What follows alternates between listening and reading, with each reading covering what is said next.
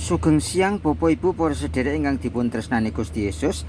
Kita pinanggih malih wonten ing acara Sahabat Gembala Radio Sahabat Sejati 107,7 FM. Kita mau saking Nehemia sekawan mekaten pangandikanipun Gusti. Kewaspadaan terhadap orang-orang yang menentang pembangunan. Ketika Sanbalat mendengar bahwa kami sedang membangun kembali tembok, bangkitlah amarahnya dan ia sangat sakit hati. Ia mengolok-olokkan orang Yahudi dan berkata di hadapan saudara-saudaranya dan tentara Samaria, apakah gerangan yang dilakukan orang-orang Yahudi yang lemah ini? Apakah mereka memperkokoh sesuatu? Apakah mereka hendak membawa persembahan? Apakah mereka akan selesai dalam sehari? Apakah mereka akan menghidupkan kembali batu-batu dari timbunan puing yang sudah terbakar habis seperti ini?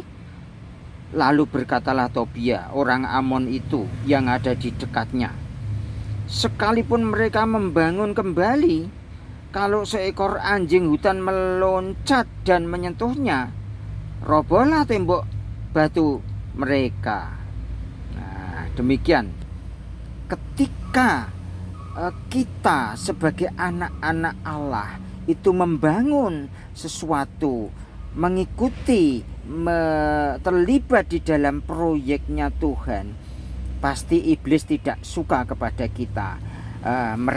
Iblis itu pasti mengutus antek-anteknya, anak-anak buahnya untuk menghambat kita. Ya, ini sudah dari dulu, sejak zaman purba itu sudah ada.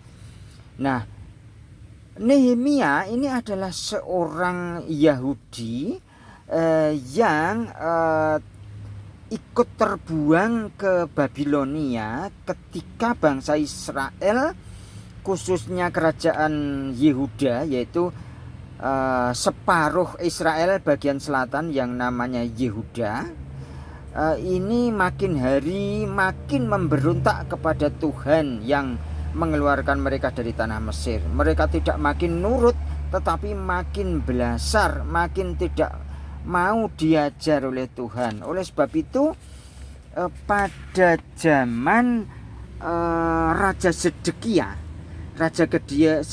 itu boleh dikata Raja Yehuda yang terakhir, ya. Seperti para pendahulunya, Raja Zedekia ini menyembah Allah-Allah lain. Jadi melupakan Allahnya Musa, melupakan ayahnya Yakub, melupakan ayahnya Ishak, dan Allahnya Abraham. Oleh sebab itu Tuhan menjadi murka kepada mereka. Sebenarnya Tuhan itu masih sayang kepada bangsa Israel dan Yehuda, bahkan sampai mengutus Nabi Yeremia untuk menegur, tetapi Nabi Yeremia itu malah diolok-olok, dihina, dilecehkan, ya. Sehingga Tuhan, Allahnya Yakub, Ishak, dan Abraham menjadi murka menyala-nyala, sehingga dia mengutus orang Kasdim, yaitu orang Babilonia, untuk menghajar kerajaan Yehuda. Saat itu yang menjadi raja yaitu Raja Nebukadnezar dari sebelah timur Sungai Efrat, maju menghancurkan Israel, khususnya kerajaan Yehuda yang ada di Yerusalem, ya. Raja Zedekia itu diambil, dibawa, diperbudak ke negeri Babilonia sana. Kemudian sisa-sisanya yang tertinggal di Yerusalem itu dibakar dengan api. Bait Allah, batu-batunya dihancurkan. Nah, akhirnya sesudah Raja Nebukadnezar lengser, kemudian diganti oleh beberapa raja-raja. Nah, akhirnya ada Raja Persia ya Babilonia. Babilonia itu akhirnya terbagi menjadi dua, yaitu Persia dan Media, ya. Nah, yang di Persia ini namanya Raja Kores ini menaruh belas kasihan kepada bangsa Yahudi yang diangkut ke sana. Kemudian mulai mengutus mereka untuk kembali ke Yerusalem untuk membangun kembali bait suci yang telah hancur. Nah, jadi semenjak Raja Kores ini sudah dibikin surat keputusan kerajaan agar bait suci di Yerusalem itu dibangun kembali. Tetapi saat itu banyak hambatan-hambatan dari kiri kanan sehingga tidak selesai dengan segera. Bahkan ketika Raja Kores sudah berganti dengan raja yang baru, yaitu Raja Ahasveros atau Raja Artasasta, itu tetap belum selesai pembangunannya. Sebab ya membangun yang sudah hancur itu tidak semudah membalik telapak tangan ya. Nah, kemudian sesudah pada zaman Raja Artasasta, ini adalah seorang bernama Nehemia. Nehemia ini seorang yang ikut terbuang.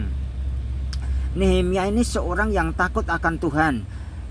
Dia juga taat dan setia kepada pekerjaannya sehingga dia dipercaya menjadi juru minuman Raja Artasasta. Suatu ketika Nehemia ini di hadapan Raja Artasasta itu kelihatan sedih sekali mukanya. Kemudian raja bertanya, "Nehemia, kamu kok wajahmu kok sedih sekali, ada apa sih?"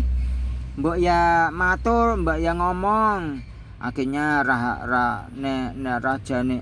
akhirnya Nehemia ini matur kepada Raja Artasasta. "Maka tentu Sang Prabu Artasasta, kados pundi kawula mboten sedih wong leluhur kawula wonten ing Yerusalem menika bait suci nipun menika sampun hancur lebur, dibakar api, batu-batunya berserakan. Kawula sedih sangat amargi kawula menika mboten saged gesang menawi mboten pepanggihan kalian Allah kawula nggih menika Tuhan YHWH, saya adalah saya, I am I."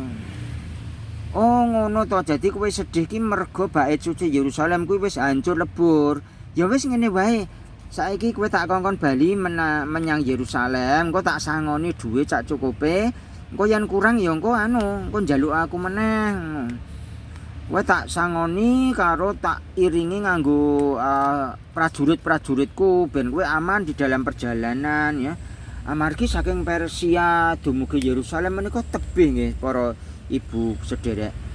Wong ing jamanipun Esra menika kala semanten menika Esra perjalanan menika ngantos 3 bulan ngoten nggih kadosipun.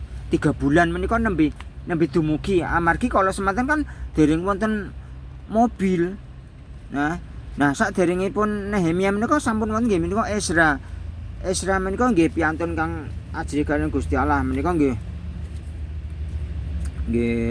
dipun utus menika jamanipun Raja Kores. Nanging kala semanten dereng dados. Nah, lajeng Nehemia ugi dipun utus tapi jamanipun Raja Artasasta. Nah, mekaten. Nah, rikala jamanipun Nehemia pertentangan terhadap pembangunan rumah Tuhan menika sangat intensif sekali, khususnya saking piantun ingkang asma Sanbalat, Tobia lan Gesem. Nika trio penghambat pembangunan rumah Tuhan menika Sanbalat, Tobia, Gesem. Sanbalat menika tiang Horon, Tobia menika tiang Amon, Gesem menika tiang Arab. Menika mengolok-olok, mengejek-ejek, bahkan akhirnya mengancam-ngancam, bahkan pada akhirnya menika akan menggerakkan rakyat di sekitar Yerusalem untuk menghancurkan kembali, menyusupkan orang dan membunuh orang-orang yang berani-berani membangun bait suci Yerusalem. Nah, kalau semanten Nehemia amargi dipun iringi dening Sang Roh Suci menika pikantuk keberanian sehingga saged ngatur pasukan. Nggih menika pasukan darurat ingkang ngagem pedang, tombak lan perisai kangge jaga-jaga ngantos piyambakipun menika prajurit-prajuritipun menika mboten kober salin kelambi. Menika wonten ing Nehemia sekawan ayat 23 menika. ngantek ora kober salin kelambi. Saking menika mbangun kalian jaga-jaga. Menawi mboten dipun jaga menika prajuritipun menika gerombolanipun Sanbalat, Tobia lan Gesem menika badhe ngamuk menghancurkan bahkan membunuh menika nggih. Mekaten wonten ayat 23. Demikianlah aku sendiri saudara-saudaraku, anak buahku dan para penjaga yang mengikut aku, kami semua tidak sempat menanggalkan pakaian kami, ora sempat salin kelambi. Setiap orang memegang senjata dengan tangan kanan. Wah, di tangan kanan memegang senjata, tangan kiri memegang cetok, memegang pasir batu. Wah, menika ribet sangat rino wengi bangun. Ananging puji Tuhan, amargi penyertaan Tuhan, akhirnya pembangunan Bait Suci menika berhasil kala semanten nggih. Menika nggih dados sumber keberhasilan menika namung saking Allah kita nggih menika.